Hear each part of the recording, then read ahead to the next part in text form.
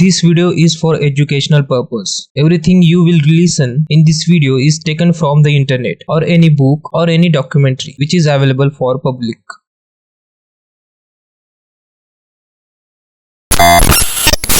कहते हैं कि राजस्थान एक ऐसी जगह है जिसके हर हिस्से में कोई ना कोई कहानी या राज दफन है। और आज की कहानी भी राजस्थान के एक ऐसे ही रहस्यमय किले की है जिसकी कहानी कहाँ से शुरू होती है और कहाँ खत्म होती है किसी को नहीं पता। हेलो गाइस, मेरा नाम है नीनाथ और आप लोगों का बहुत बहुत स्वागत है माइंड ऑफ निक्स टॉक्स के चैनल पर। आज की कहानी एक ऐसे किले के बारे में है जिसको लेकर तमाम किस्से और कहानियां हैं। और जब भी भारत की सबसे भूतिया और श्रापित जगह का जिक्र होता है तो इस किले का नाम सबसे पहले लिया जाता है। दिल्ली से लगभग 235 किलोमीटर दूर राजस्थान के अलवर जिले में तीन तरफ से अरावली की पहाड़ियों के बीच में एक ऐसा किला बना हुआ है जिसका नाम है भानगढ़। भानगढ़ किले को साल 1573 में आमेर के राजा भगवंत दास ने अपने छोटे बेटे माधव सिंह के लिए बनवाया था। जब ये किला बनकर तैयार हुआ तो ये बहुत आबाद और खुशहाल हुआ करता था और उस वक्त पूरे भानगढ़ में 9000 से भी ज्यादा घर हुआ करते थे।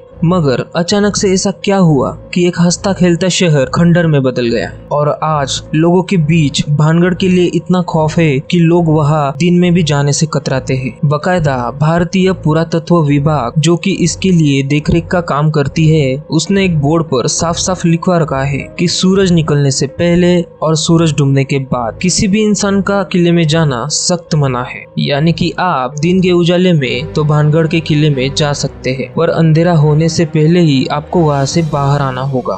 इस किले के खंडर और भूतिया होने के पीछे की वजह वैसे तो आज भी साफ साफ किसी को नहीं पता, मगर इसको लेकर कहानियां बहुत है और उन कहानियों में भी दो कहानी ऐसी है जिन पर लोग सबसे ज्यादा भरोसा करते हैं और सुनते और सुनाते हैं। इनमें से जो पहली कहानी है वो गुरु बालूनाथ से जुड़ी हुई है। कहते हैं कि आमेर के राजा भगवंत दास भानगढ़ किले को बनवा रहे थे तो वही कुछ दूरी पर गुरु बालूनाथ नाम के एक योगी तपस्या किया करते थे। जब उन्हें पता चला कि आमेर के राजा यहाँ पर एक भव्य किला बनवा रहे हैं तो उन्होंने राजा भगवंत दास के पास एक पैगाम भिजवा दिया और उन्होंने अपने पास बुलवाया। उसके बाद जब राजा भगवंत दास गुरु बालूनाथ के पास पहुँचे तो उन्होंने राजा से कहा कि आप जिस किले को बनवा रहे हैं उससे मुझे कोई आपत्ति नहीं है, मगर एक बात का ध्यान रखना कि इस किले की ऊंचाई इतनी भी मत कर देना कि इसकी परछाई दिन के किसी भी वक्त जहाँ मैं तपस्या करता हूँ वहाँ तक पहुँचे और मुझे छुए। उन दिनों जितने भी साधु संत और महात्मा हुआ करते थे सभी बहुत सिद्ध हुआ करते थे और सभी का बहुत आदर किया जाता था और उनकी किसी भी बात को हल्के में नहीं लिया जाता था। इसीलिए राजा भगवंत दास ने भी गुरु बालूनाथ की बात को सुनने के बाद ठीक वैसा ही किया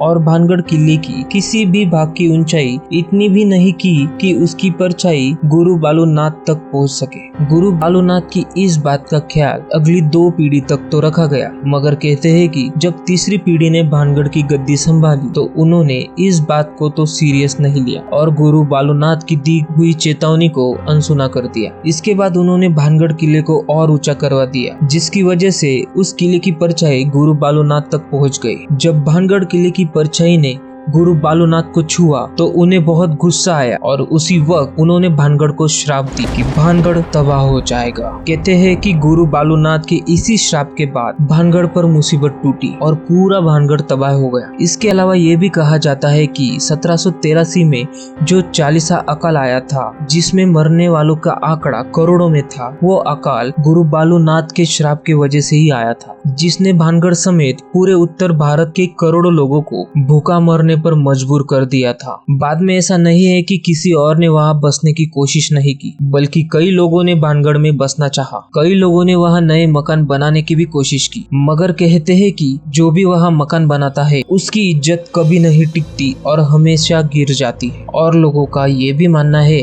कि ये सब भानगढ़ के शापित होने की वजह से होता है। अब दूसरी कहानी जिस पर लोग सबसे ज्यादा विश्वास करते हैं वो कहानी जुड़ी है एक राजकुमारी से। कहते हैं कि एक वक्त जब भानगढ़ बहुत ही आबाद और खुशहाल हुआ करता था, तब इस किले के महल में एक राजकुमारी रहा करती थी जिनका नाम था रत्नावती। राजकुमारी रत्नावती बेहनतहा खूबसूरत थी और उनकी सुंदरता के चर्चे दूर दूर तक फैले थे, जिसकी वजह से आए दिन बड़े बड़े राजाओं की शादी के न्योते आते ही रहते थे। मगर इन राजाओं के अलावा एक और शख्स जो राजकुमारी रत्नावती का दीवाना था, उसका नाम था सिंधिया। सिंधिया एक तांत्रिक था और जब से उसने राजकुमारी रत्नावती को देख तभी से वो उनके ऊपर बुरी तरह से फिदा हो गया था और अब किसी भी तरह राजकुमारी रत्नावती को वो पाना चाहता था। लेकिन उसको पता था कि सीधे तरीके से कभी भी राजकुमारी को वो नहीं पा सकता, क्योंकि कहा वो शमशान में रहने वाला एक तांत्रिक और कहा वो महलों में रहने वाली राजकुमारी।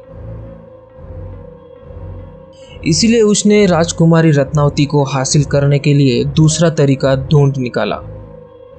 हुआ ये कि एक दिन राजकुमारी रत्नावती की एक दासी भानगढ़ के बाजार में आई। दरअसल वह राजकुमारी के लिए बालों में लगाने वाला तेल खरीदने आई थी और तांत्रिक सिंधिया को किसी ऐसे ही एक मौके की तलाश थी।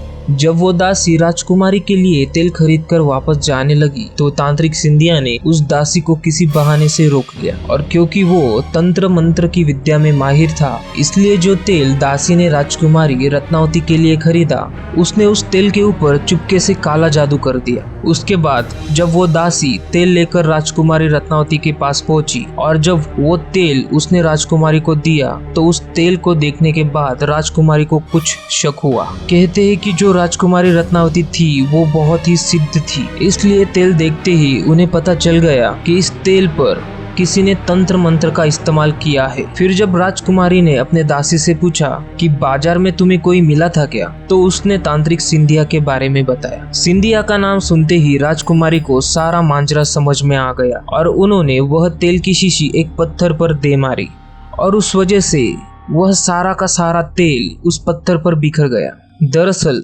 तांत्रिक सिंधिया ने उस तेल पर ऐसा काला जादू किया था कि जो भी उस तेल को लगाए वो उस तांत्रिक के वश में हो जाता और खुद ब खुद उसके पास आ जाता। पर क्योंकि राजकुमारी ने शक्तियों की वजह से इस तेल का इस्तेमाल नहीं किया, इसीलिए राजकुमारी तो बच गई। मगर जिस पत्थर पर वह तेल बिखरा, उसी पत्थर के अंदर सारा का सारा जादू टोना समा गया, जिसकी वजह से हुआ ये कि अब वो पत्थर खुद ब खुद लुढ़क कर तांत्रिक सिंधिया की तरफ बढ़ने लगा। तांत्रिक सिंधिया ने जब देखा कि एक बड़ा सा पत्थर लुढ़कता हुआ बड़ी तेजी से उसकी तरफ बढ़ रहा है, तो उसे सारी बात समझने में देर नहीं लगी। मगर इससे पहले कि वो कुछ करता, पत्थर उसके छाती पे चढ़ गया और क्योंकि वो पत्थर बहुत बड़ा था, इसलिए अब तांत्रिक का जिंदा बच पाना नामुमकिन था। पर मरते मरते उसने एक श्राप दिया और कहा कि रत्नावती सहित इस भानगढ़ के सभी लोग मारे जाएंगे और इन सभी लोगों की आत्माएं ताउम्र भानगढ़ के किले में भटकती रहेगी। ये श्राप देने के बाद तो तांत्रिक सिंधिया तो मर गया, पर कहते हैं कि उसके मरने के कुछ वक्त बाद ही भानगढ़ और उसके पास के एक राज्य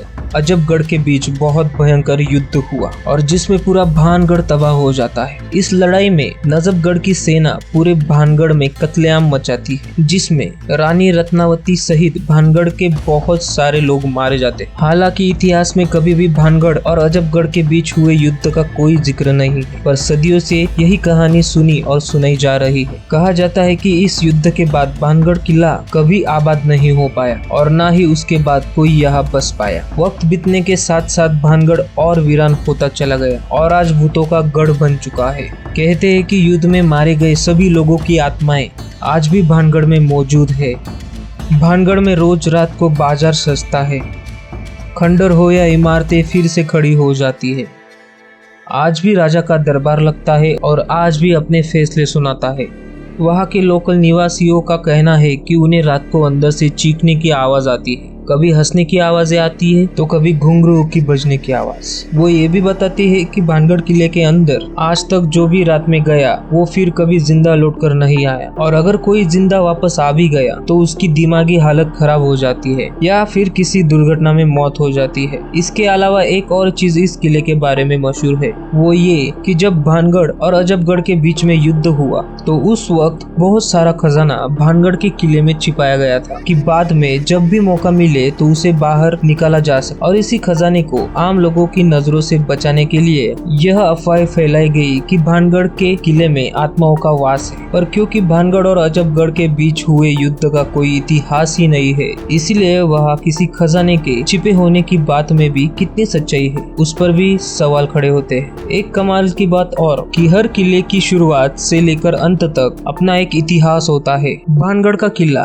कैसे और किसने बनाया, इसका तो इतिहास है, मगर ये तबाह कैसे हुआ, इसका इतिहास में कोई जिक्र नहीं है। और यही चीज भानगढ़ किले को और रहस्यमय बनाती है। दिन में भानगढ़ घूमने गए लोगों में से कई लोग यह बताते हैं कि उन्हें ऐसा लगता है कि उनका कोई पीछा कर रहा हो। ऐसा लगता है जैसे वहाँ कोई ना दिखाई देने वाली शक्ति मौजूद है। भानगढ़ में जो नृत्यों की हवेली है, उसमें से किसी की घुंघरू की बजने की आवाज आती है। किसी को ऐसा लगता है कि जैसे उनका कोई गला घोट रहा हो। किसी को लगता है कि जब वह राजकुमारी रत्नावती के कमरे में गया तो उसे वहाँ थप्पड़ पड़े। इन खबरों के आने के बाद तब से लेकर अब तक कई बड़े न्यूज चैनल की टीम और पैरानॉर्मल सोसाइटी ऑफ इंडिया के लोग रात के वक्त वहां जाकर भानगढ़ की पड़ताल कर चुके हैं। वो सभी लोग अपने साथ भूतों या आत्माओं की मौजूदगी बताने वाला डिवाइस भी लेकर गए। उनकी पड़ताल में उन्हें भानगढ़ के किले में निगेटिव एनर्जी तो मिली, मगर वह किसी आत्मा का वास है या नहीं, इसका कोई सबूत नहीं मिला।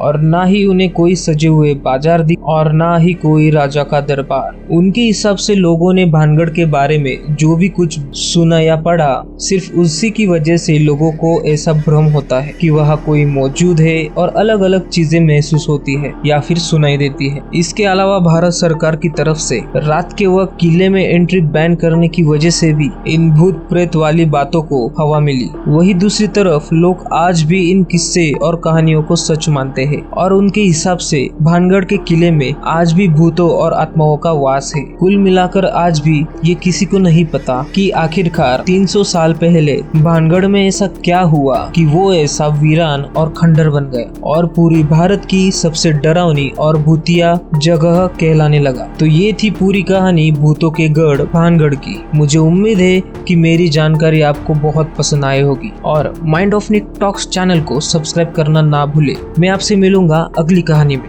तब तक अपना ख्याल रखिए।